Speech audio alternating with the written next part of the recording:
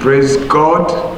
Hallelujah. Amen. Thanks be to God. Amen. And then so Erade ayadom ewo kwam waso so se yesanhia ewo ene Fox TV so. Enunti na metwe wadwen ede aba se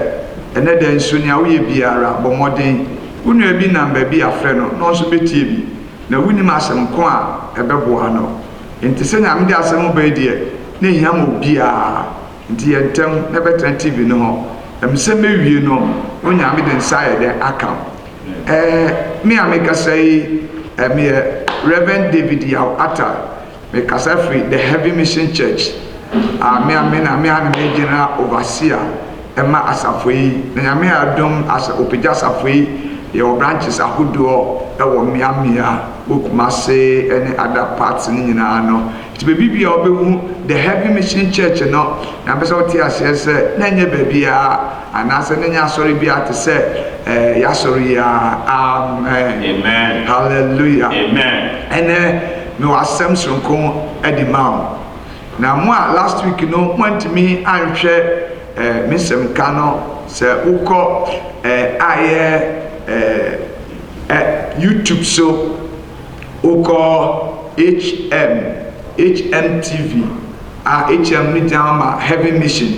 HM ni jama Heavy Mission HMTV GH ubehu sa preaching last week no ana enyumedi ahoda yedi nyina ewo so me na manso ewo so se bibi na wonti ase obi yare obi bia ma ayi a obi tma freme metimi no wedi nkombo no obrema enunti na me no wedi nkombo no se mi nya brema aka me no wedi nkombo enti so far as me no kasa die abre bia wo freme no se Ghana ho sabuchu bibi bia any part of the world you can reach me with this particular line. I'll surely meet you whatever will be your need. As soon as you call on this line, on this particular TV, on this particular view, you can reach me so that I can have whatever you need with you. Amen. Amen. And then so as someone ready their mommy say me no enkoso enche matudin say me pese me hunu Yesu. I want to see Jesus. Masemono nitino no. Na me kasanfa obia ho se papa bi a efen Zacchaeus. Ne ho ena me pese me no mienu yakotwa konkonu mu ne yakoso ehwe ni pako a oye ene ne nti a ene asemu atomako so se me pese me no koso eche. So let us quickly go to the Bible, Luke chapter 19 verse 1 downwards. Luke asempa eti dunkunu chichemu ba ko de kofom no. Eti asem no si Zacchaeus. Na okoshani Jericho se oritwemu na hwe obema bi o ha ye friend Zacchaeus oyetuji ni panyi na oyodefo. Na orihwehwe Yesu ehunu ni nipa ban. Nanso nkrofo ko no inti otimi efise na oye akwetia na otutu mika di kan kofro achi bia bi se orekohwe no efise ho na orebeba befa na Yesu duru ho no omane nisu hunu na okache no se Zacchaeus yentem sifom na ofie na esese metena ene na oyentem sifom na odi enije intem sifom na odi enije beje no na ohunu no wonyina nwenwe ka se orekwa akoso oberima a oye odeboni yeni na Zacchaeus jina ka kire Ewurade se Ewurade hwe mede mahodie famiche enyafo na se me na nkontompo so maji obibibi a me bo ho mpren na mitua neka na Yesu ka kire no se enen na nkwaje aba efie mu efise ono so ye Abraham ba. Amen. Amen. Hallelujah. Amen. This is a kasem no bomode tie. Asem a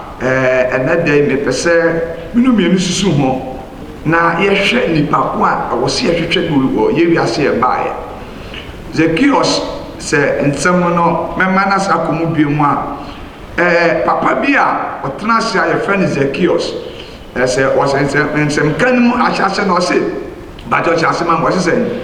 ɔse na ɔkɔhyɛ no Yeriko sɛ ɔretwam na hwɛ ɔse na hwɛ ɔbɛrima bi wɔ hɔ a ɔbɛrima bi a yɛfrɛ no Zacchaeus ɔyɛ togyini bi Bible sɛ saa bɛrima yi ɔyɛ otugyini ɛwɔ Israel man mu no atugyifoɔ yɛ nkurɔfoɔ a na ɔmotumi anya ahoɔhyɛ sɛ ɔmofa akwa bebree so ɛbɔ apoo ɛwɔ mu ɔmonim kwan bɛfa so a ɔmo bɛ printe ticket ni bi ɛde egum na ɔmo akɔ so afa mo anya sika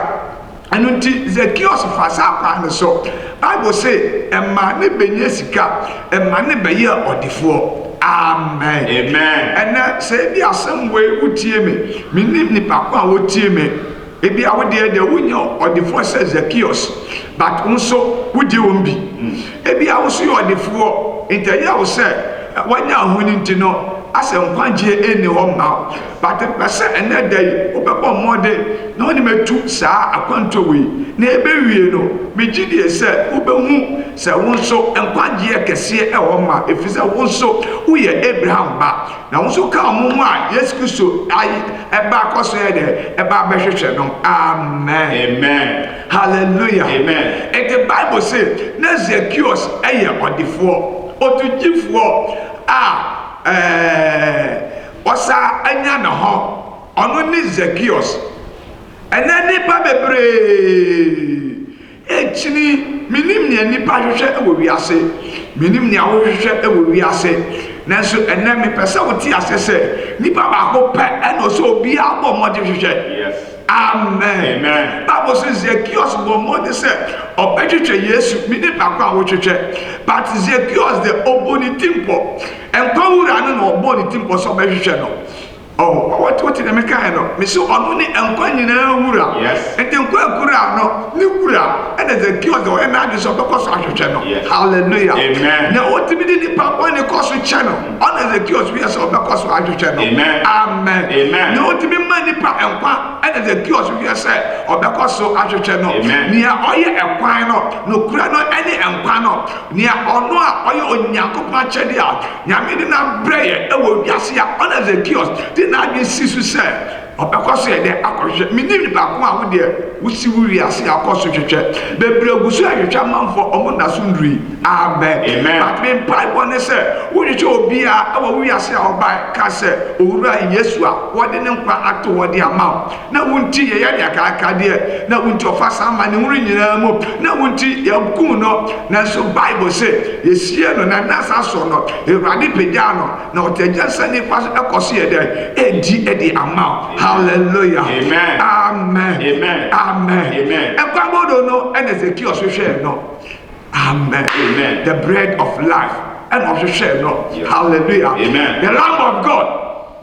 that has come to take away the sins of this world. Nyame okwa mo abewi asomboni adie ona Zacchaeus ni na adwi si so na koma si so obekọ so ahwe no ena minim ne ahwehwe no ebia no mo sika no mo sika no so ye na so ne apesa wo ti ase se Yesu die ono die obema nkwa no Yesu a adom ni tumi a ye di nya ho no akoso di aka ho di ama amen amen ko ni ma no se se na orehwehwe Yesu na orehwehwe Yesu ehunu ni papa no ehunu ni papa me ni papa wo hwehwe hallelujah amen Zacchaeus Bible say no what hwehwe Yesu I want to see Jesus o ka che no se da bi papa bi wo ho ene matinka se obeba matinka se papa bi betwem ne sa papa no me so wasa bi hwehwe ni bi hallelujah amen amen amen na pesa what say Bible say we are seeing mu ne manya etwum akọ na etwase nipa wuo na nipa wu a atemwo ye dai ewo ho hallelujah amen now so nia